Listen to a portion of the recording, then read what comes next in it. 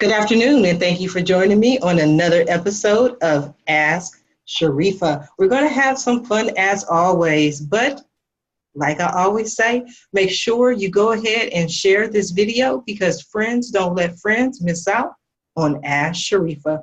Because our guests are giving you their time, they're giving you their energy, and guess what? They're giving you their expertise from years of learning and of years of figuring out. So our guest today is Sarah Fontenot, and she is one of those rare gems because she is able to discuss health law. Good afternoon, Sarah. How are you? I'm great, Sharifah. Glad to be with you today. I am glad to have you. Definitely glad to have you. Now, health law. Now, I know we talked a little bit earlier about what is health law, and that word may seem, actually both words, when we think about health, we get a little frightened. When we think about law, we get a little frightened. So what exactly is health law? Good question. So health law is my area of expertise. So I have spent years and years teaching doctors and hospital administrators about all the different laws that like patient rights, some laws we really would like the ones about patient rights and consent and privacy. And I also talk to them about the laws about what they have to do for billing and compliance. So for years and years, I've been talking about health law to hospital administrators and doctors and nurses and other providers. And I'm also the health law professor at Trinity University in San Antonio. And I've been doing that for 21 years. And I know it sounds really, really boring, but actually it can be very exciting. It can be very interesting. But most of all, what I really like talking about, Sharifah, is healthcare, because all those laws are what are shaping healthcare. Like, I don't know about you, I'm much older than you are, but healthcare has changed a lot since when I grew up. And and a lot of people are having the experience of not understanding what's going on in healthcare. Why are things changing? Why do I have these high deductible plans? What's going on with my drug costs? Why is my doctor's office not on the corner anymore? Lots of questions about healthcare and how we get there. A lot of that happened because of the Affordable Care Act, which is commonly known as Obamacare. Right. And by the way, I never called it Obamacare until President Obama called it Obamacare. But there's a lot of changes that have happened, and they've happened for some reasons that are much easier to understand and much more important than a lot of people, certainly much more than you can do in a 30-second soundbite. Healthcare is so important to all of us. And as much as I can answer those questions, I mean, outside of the classroom on a university, I just like talking to real people about things that really worry them, because there's a lot that worry about people, and I think a lot of it's unnecessary. And I think understanding helps people be better patients, better loved ones, better voters, and because healthcare is too important for us to just let someone else take care of it. Is that fair? I mean, it sounds fair and it sounds wonderful. It sounds fun the way you present it, but I don't think a lot of people understand what the Affordable Care Act is, even if you call it Obamacare. And then when we begin to get a certain understanding of what is being covered, now we have a new president, different things have been changed. So people don't necessarily understand what was, what is, and what do I do? Yeah, okay, good. So Obamacare, so first of all, just a little background. The first president that said that we probably needed to change the way we do healthcare in this country was Teddy Roosevelt. Oh, wow. So a long time ago. A long time ago. So we've had, and Democratic presidents and Republican presidents and on and on and on. There's a lot of things about our healthcare system that have not worked. Please hear me loud and Sharifah, we have the best healthcare in the world. People travel from all over the world to come to our hospitals, to have our surgeons, to get our technology. So it's not that we don't have excellent healthcare, but we sure don't have excellent healthcare for every single person in this country. Wow. That's what we really want. So the Affordable Care Act was an attempt in the Obama administration, was President Obama trying to get better health care across the whole population. universal health care. And boy, oh boy, there are so many things that go into that, much more than we can do in an interview here. But just so you know, that was the attempt. And it was taking a lot of ideas that have been floated in the past and just trying to see how can we get higher quality care more consistently to everybody. That was the idea behind the Affordable Care Act, or what's now often called Obamacare. A big part of that was you can't get great health care if you don't have insurance. We all know it's incredibly expensive to get health care. And so if you don't have people insured, then they're not going to get the health care that they need. But there's so many other things that were part of that law. It was a great start. It never got fully implemented, just so you know. The idea as it was designed, the law as it rolled out was not exactly the same thing, because from day one, or before it even got passed, there was so much pushback from a lot of different sectors. The states got real upset. The insurance industry got real upset. Well, that's a whole nother story. It was a good story, though. I might want to hear that one day. Like they kind of helped write the law, and then they didn't like it. But anyhow, so there was a lot of pushback from a lot of people, and then of course the Republican Party got into a lot of pushback on it. So the law was not. It was a great idea. It was as written, had to compromise on some key issues, and then it never rolled out the way it was anticipated or the way it was designed. And so where we've been, that was like 2009. It's been 10 years. And so we've been working through a lot of different things, a lot of different kind of, nips and tucks. And then, yes, as you've already said, the current administration's pretty much set out to see what they could do to have it not work.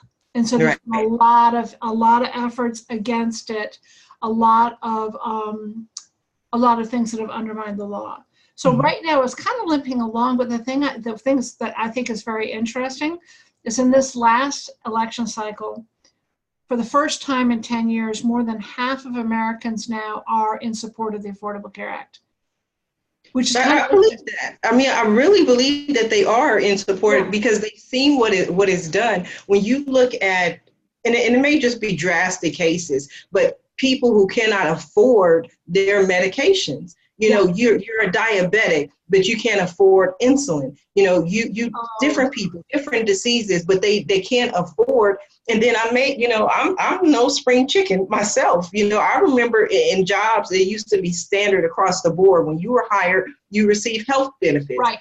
You paid a little nominal fee, $20, $60, whatever it was. But now we have so many Americans, and I'm just giving generalizations. This is your field. I'm not an expert. I'm generalizing, where even when they're working adults, there's no health care, there's no health benefits. And if they do have health benefits, they still have large out-of-pocket costs. Right. Oh, yeah. So much there to unpack. So yeah, the drug costs, the pharmaceutical industry is out of control. We all know that.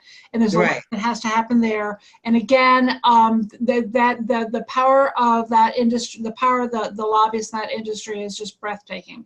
So we keep on trying to fight for that. And yeah, when I grew up in a world where everyone had, or those of us, most of us had healthcare insurance, either because mom or dad had a job, or eventually we had a job. So that's how we all got healthcare. But that's even before the Affordable Care Act was passed. Less than half of the employers in this country had health insurance anymore for their employees. So more and more, that whole system was going bust. And like you said, then these high deductible plans are killing people. Can I just take the opportunity to dispel one of the biggest things that bugs me? Those high deductible plans, all that money we pay out? Do you know that that's not part of Affordable Care Act? That's not part of Obamacare? No. Yeah, I know. The insurance industry would love for you to think that that was in the Affordable Care Act. They blame the Obamacare for it, but that's exactly what the insurance industry has been wanting to do since the 1990s. So a lot of people hate Obamacare because they hate the high deductible plans, but it's actually not the same thing. The whole idea of Obamacare was to get everyone affordable insurance. So it's really unfair to the law and the legacy of President Obama to blame that on him. But boy, there's a lot of politicians and insurance companies that want you to think that was the law. Right. It seems as if I can understand people believing that it was part of the the Affordable Health Care Act. However, what I don't understand, to me, and I'm stumbling because this is one of those situations that really frustrates me. Exactly. Because is one of those situations where I want to go, look, you're a human, you're American. How could you make all these people suffer? And it has nothing to do with the Affordable Health Care Act. It was something that happened to me a long time ago. Personally, this is when I was like in my early 20s. For years, I had the shot, the Depo-Provera shot. And, I want to have 15 different kids. I already had 2. So my insurance covered my Depo shot, and it wasn't a problem. And then all of a sudden, because of high costs, because of political decisions, because of, health decisions, the law, whatever it was, because obviously they never came to Sharifah and said, let me explain to you what's happening. Right. All I knew the next time I tried to get my Depo shot, it wasn't covered under my insurance. And so I'm like, what do I need to do? I wound up as a personal choice going for a tubal ligation simply because the Depo wasn't covered and I already had 2 kids. I didn't want to go through the whole, the birth control. I'm like, I'm done. Let's just get it done. And I had to see 3 doctors at 21, 22, before they would agree to a tubal ligation because they said I might change my mind. And I said, you know what? I'm not having 15 kids. Keep referring me until someone agrees to do it. And the first 2 doctors were male. And I'm just saying, this was just facts. I'm not judging, but the first 2 doctors were male. The 3rd doctor was a woman. And she just simply said, Sharifah, explain to me why you want this surgery, because it's 99%, 90%, permanent. And I explained to her the same thing. When I first started having kids, no one wanted me to have kids. When now nobody wants me to stop, and they will not cover the Depo shot. So this is what I consider my next option. And she said, okay, Sharifah, you sound like you have, thought this through. And she went ahead and did the tubal ligation, but it wasn't necessarily my choice. It wasn't necessarily a personal choice. It was a choice that I believe was because of the insurance company. Yeah. And again, so yes, we are the most intimate, the most personal decisions we make. Mm-hmm. The most personal decisions we make and oftentimes changes are they're not explained to us. They're surprises to us. It feels very it doesn't feel compassionate. It really doesn't feel like you're being included. And then on the other side of that, you did find a doctor who really listened to you, which is what healthcare is supposed to be all about. Yeah. At the end of the day, we have to figure out how to pay for it. And the drugs are ridiculous, and that's the pharmaceutical industry, and shame on them. There's a lot of other things about that, but health. I mean, there's nothing more personal than healthcare, and it is not about you. It's about your mother, your kids, your sister, someone in your life. You're worried about having healthcare, and that's what worries me. There's a lot of changes in the healthcare industry that actually I think are good and will be better over time as we finally get this all worked out. But in the meantime, the public's just scared because it's changing and no one is explaining it to them. That's what I'm trying to do. That's to answer your first question. That's what I want to do, is help people understand what they need to know to understand why it's changing, what your rights are, and how do you get, and how best can you traverse the system. I mean, you did a really great job, but you were obviously not, you're an independent, intelligent woman, and you fought for your own. How many people don't fight for their, don't fight it? Right. I think that's part of it. Yeah. And then of course the resources, the finances of healthcare have just gotten to be so crazy. Right. So, but what are our rights? That's what I want to know, Sarah. What can we do? I went ahead and I made that decision, but it seems to me that it had to have been some other option where, I can, because the Depo shot was only every 90 days, 4 times a year. You go get this shot and then your life is wonderful because you don't have any worries. But aside from in my 40s, I look back and say, this was a drastic step, but I had to do it to save my life, per se. Whereas people who are diabetics and, they need the insulin. This is not like, oh, life will go on. I'm not, what can people do? Right. So, So first of all, hopefully you do have a provider. And I say provider because a lot of great primary care now is being given by advanced practice nurses and physician assistants. So your provider is not always going to be a doctor in this day and age, and you can get, it could be a nurse or a physician assistant, but whoever, you need someone you can really talk to.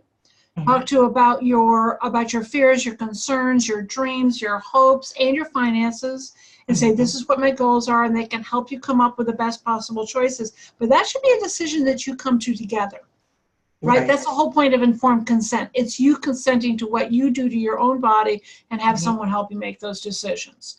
And then there's always the payment side. Right. Because you can make a decision, but that doesn't mean that you can afford it. And that's kind of, that's the catch-22. And so then, great, well, maybe I can find a different insurance policy, or maybe there's other resources in my community. Maybe there's another place I can go, a hospital that's less expensive, for what, depending on what the kind of treatment that you're looking for. But this should be something that, there shouldn't be, you should be getting a lot of information, a lot of people helping you to understand what your choices are, as opposed to barriers and and misinformation. The truth is, there's just a lot of misinformation out there. One of the things that I saw that was new, and you probably know more about this than I do, and I'm hearing people talking about it, is that, and I saw an article on it actually a few months ago, where hospitals are now being required to show their prices for surgery, or not even surgeries, for procedures or just for anything, because people, again, you're the expert, tend to believe that they have no choice, that they have to go through the insurance companies, because nobody comes to them and say, you know what, if you go through the insurance company, their fee is $2,000, but if you want to pay for it out of pocket, you can go ahead and pay for it. It's $500, but nobody gets that option. Right. Yeah, that whole idea, transparency, and we want transparency in our kids' schools. We want transparency we want transparency everywhere. That's something that we're doing as a culture. That's a very good thing.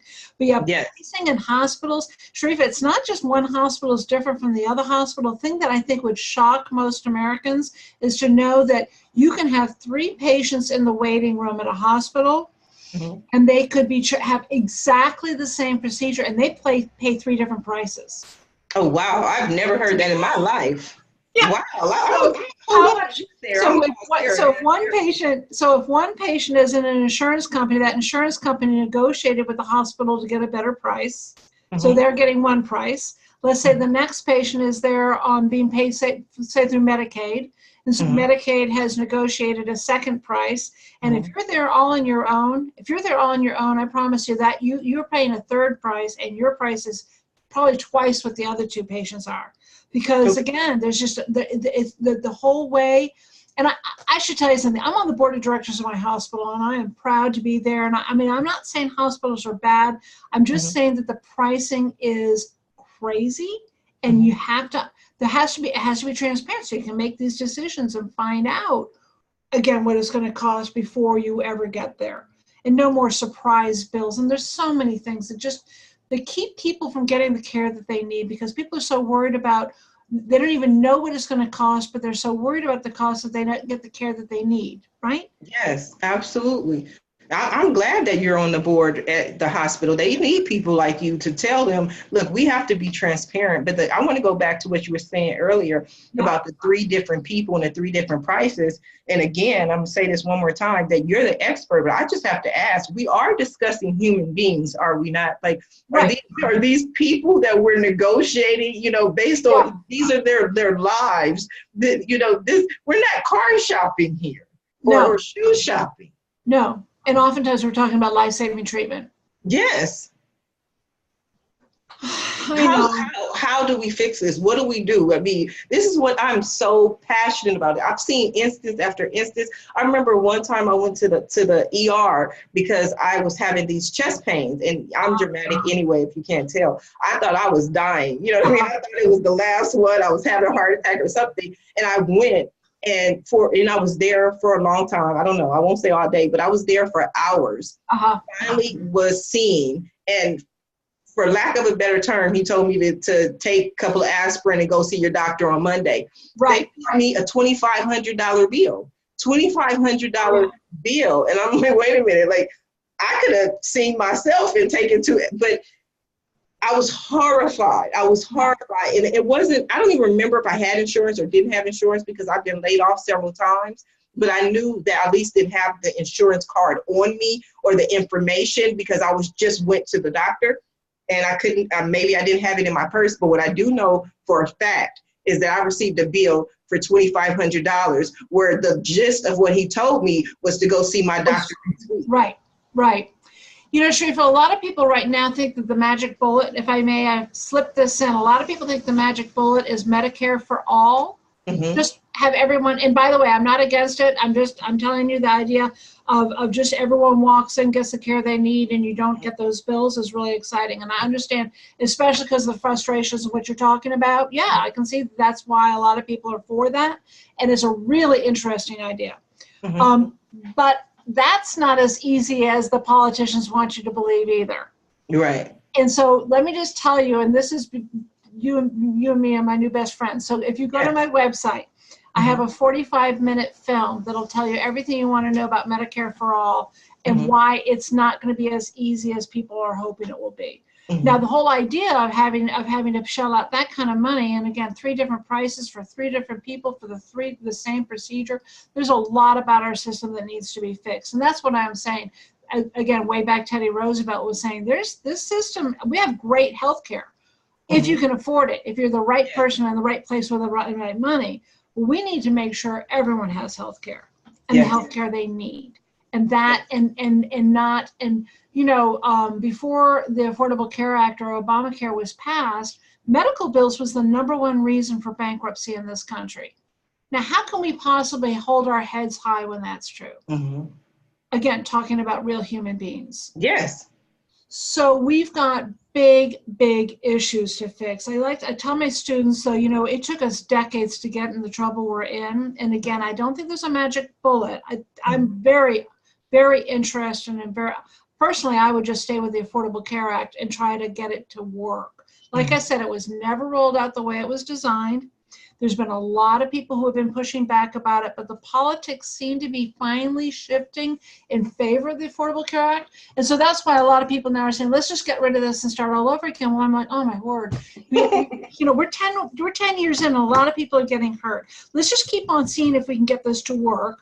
Right. We've got to take all ideas from all corners. If we could just actually talk about this, like as caring, compassionate adults, and get out of a political conversation and just say, okay, how can we possibly do the very best we can for everybody?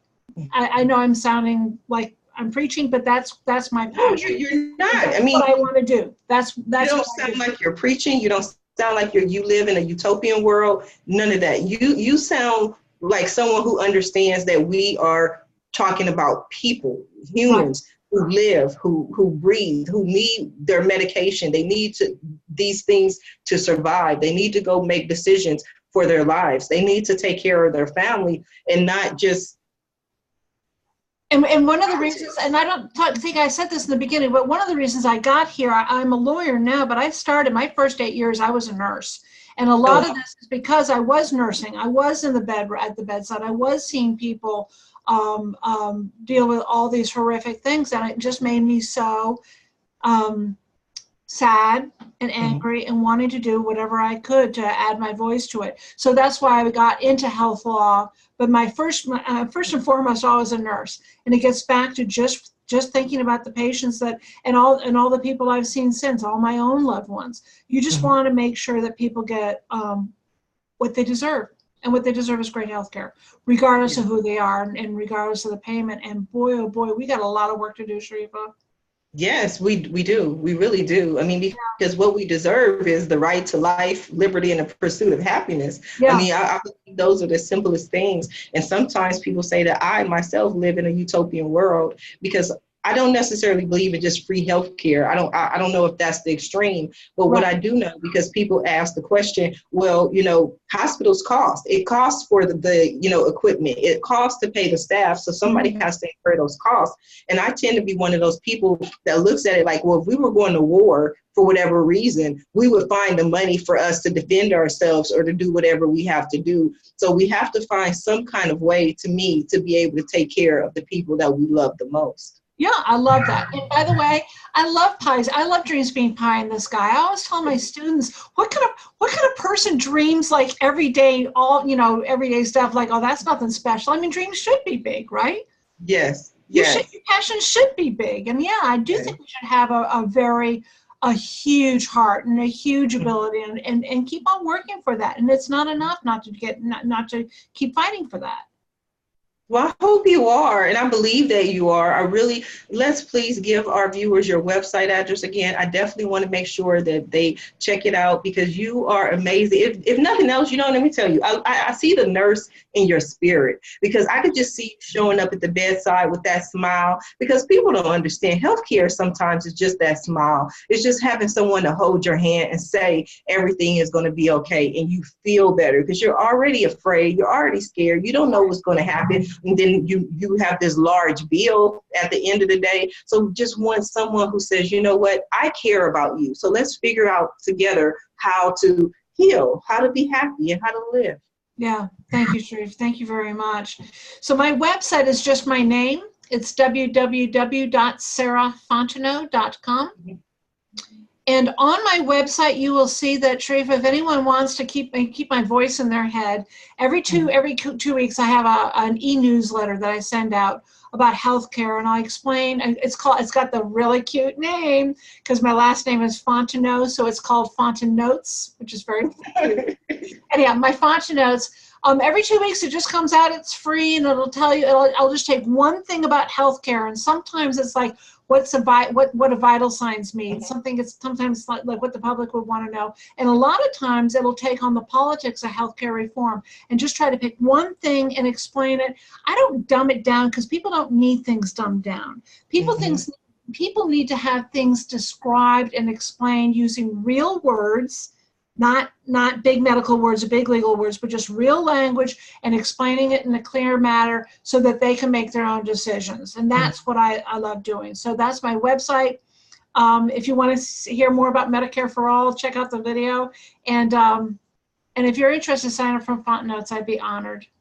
I like that, Fontenotes. I like that. I also like, want to know, ask Fontenot. I like that. I like making commercials and little.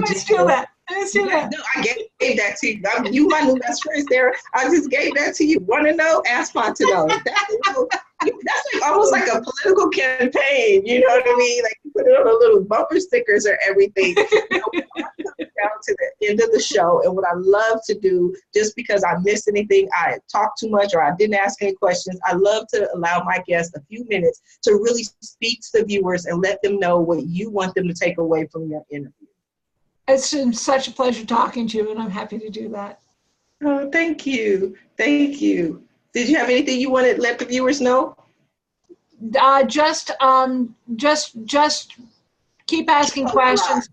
Keep asking questions. Talk to your doctor, your nurse, whoever your provider is. Fight the good fight. You gave them some great examples out of your own personal life, Sharifah. And let's just keep on fighting this battle. Be an educated voter.